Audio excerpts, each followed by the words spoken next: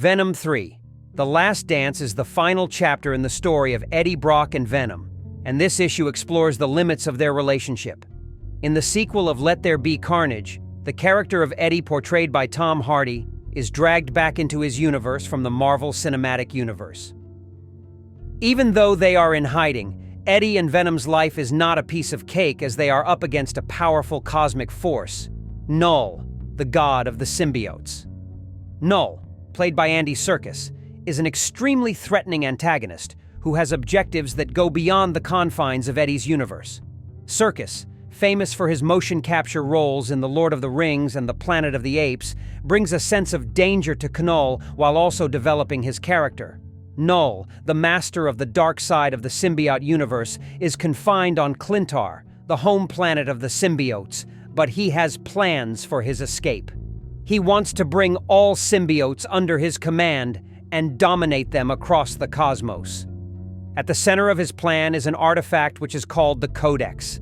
This is the essence that was created from the relationship between Eddie and Venom, and it is the only way to free Null. However, Null can release himself and extend his tentacles over the whole universe with the help of the Codex only. Carrying the Necrosword in his hand, Null is a character who is made up of pure evil. This weapon boosts up his strength and makes this character a master of death in a way. It is the Codex that becomes Null's endgame, and so he sends his alien monstrosities, the Xenophages, after Eddie and Venom. Section 1. Eddie and Venom's life as fugitives. Eddie and Venom struggle to stay off the radar and are in constant danger. While Tom Hardy did an excellent job immortalizing Eddie, his strength and humor were also depicted together with the character's irritation at the fact that he never gets to live a normal life. Eddie is a very unheroic hero, a man who tries to find his place on the scale of justice, but his animalistic instincts and Venom's savage, hot-headed character do not always match. Eddie is portrayed by Hardy in a way that the audience can feel his struggles on the inside. The movie begins with Eddie and Venom hiding out in Mexico. Venom is unable to control his ability to punish the villains and act in his version of justice. When they come across a dog-fighting ring, Venom wants to do something and consumes the criminals in typical Venom style. Eddie knows that they are putting themselves in danger, but he can't help but feel good about correcting a wrong. This dynamic reflects the specific, somewhat antagonistic symbiosis that defines Eddie and Venom as characters. The two are total opposites but are stuck with each other. Their short moment of calm is ruined when they come to understand that Null has sent his hunters, the Xenophages, after them. These horrifying creatures have interdimensional gateways, which enable them to chase after Eddie and Venom with no difficulty. During this episode, a Xenophage arrives in the middle of a flight on a commercial airplane, and our duo is compelled to make a daring escape. They jump off the plane, and both of them barely touch down on the ground using the Venom's power. The rest of the passengers of the plane are also left unknown. This encounter makes the danger they face more real, as Null's power and influence are far greater than what Eddie and Venom expected. Every encounter with the Xenophages is a challenge to how long Eddie can hold up and how aggressive Venom can be. The creatures are relentless, and they take Eddie to a point where he has to fight for his life and at the same time deal with an ancient cosmic entity that has an evil plan. It creates this tension of fear that is very real, and so each action they make is ripe with tension as they fend off Null's creepy goons. Meanwhile, the film shifts to a shadowy government-controlled facility, Area 51. This legendary base contains some elements that make the symbiote more profound and mysterious. Some of these secrets include alien symbiotes who have decided to hide on Earth. Here, the film introduces two critical new characters. The first character is Rex Strickland, a tough-as-nails military commander, and the second is Dr. Evelyn Payne, who is a scientist with a lot of drive and is nursing the pain of losing her family. Rex, played by Chiwetel Ejiofor, is a disciplined military officer who looks at the symbiotes as mere assets or instruments that need to be mastered to some extent, or maybe even locked away. He is strict and suspicious of other forms of life because of an incident that occurred in the past, and this makes him hesitant towards symbiotes. His character represents the concept that power is a very negative force when it is not managed properly. On the other hand, there is a totally different character. Dr. Payne, played by Juno Temple. A woman who has lost her brother in a terrible accident, she sees the symbiotes as a way to know life beyond the planet. It is a way of giving purpose and possibly even hope for the grieving Dr. Payne to work with symbiotes. Such motives give a philosophical approach to the scientific method and, moreover, make it look inspiring.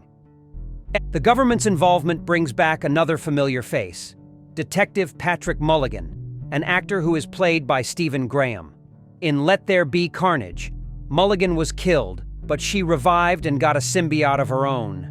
Null's dark vision is now linked to Mulligan, who has been given strength and improved senses, making him valuable in the fight against Null.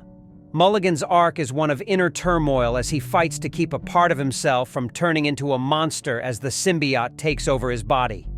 His development as a character gives an interesting insight into the effects of combining with a symbiote. Thus, Dr. Payne, Rex, and Mulligan form an interesting triangle at Area 51 and offer different opinions on symbiotes. As members of the Marvel Universe try to find out as much as they can about Null and ready themselves for his coming, it is clear that no facility or force will be adequate to face the threat.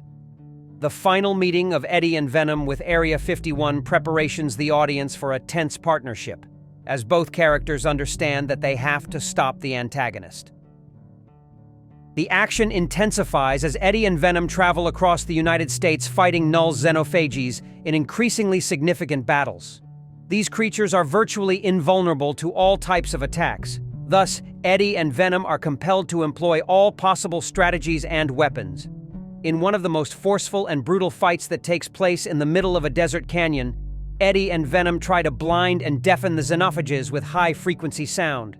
The sound waves help them at first to escape, but the creatures get back on their heels, and the chase is on again. It is the codex that they learn the xenophages are attracted to. This revelation forces Eddie to confront an agonizing possibility. The only way to defeat Null's army is to eliminate the codex, and this can be done only at the cost of something or someone. Venom suggests he takes over and tells Eddie to let him out. However, we can see that Eddie is hesitant. He has grown to depend on Venom as his teammate, his bodyguard, and maybe even his friend. This scene best illustrates the chemistry between them, a bond that has developed from the need to survive to something much more. Eddie and Venom face the xenophages for the final time at Area 51. Seeing no other way, they lead the creatures into a part of the facility that had large acid tanks. Eddie turns on the acid which kills Venom but defeats the xenophages and cuts the codex.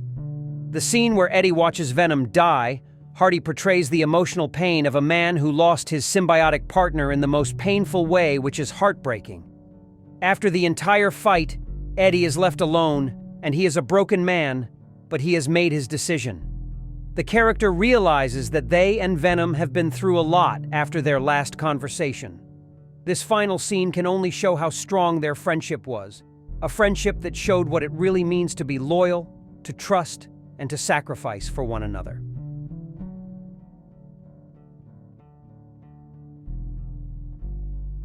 The first post-credits scene is back with Null, who is not happy with the damage done to the Codex. Sitting on the throne, he promises to regain the power he once lost, and will restore order over the symbiotes, suggesting that an even worse war is yet to come. His anger could mean that the destruction of the Codex may only have been a temporary setback to his plan, meaning that there are still threats to come. The last post-credits scene gives us a view of the last symbiote pod floating through the destroyed Area 51. Consequently, the capsule is still a fact that means that Venom is not done yet, and leaves an open door for the new story arc, new host, or maybe Venom's comeback in one way or another. It is also for the better that the capsule's nature remains a mystery, as it gives the impression that the symbiote saga is far from over and can go in any direction. In Venom 3, in The Last Dance, the audience gets suspenseful pacing, cosmic horror, and genuine drama. The story pays tribute to the solo story of Eddie, Brock, and Venom, a pair of unstoppable and unapologetic outcasts with a new and unexpected bond of loyalty and sacrificial mindset in a war that transcended the galaxy. Thus, the film addresses the themes of identity, power, and friendship, and thus leaves an unforgettable impression. which will remind viewers of Eddie and Venom's experience even after their last fight.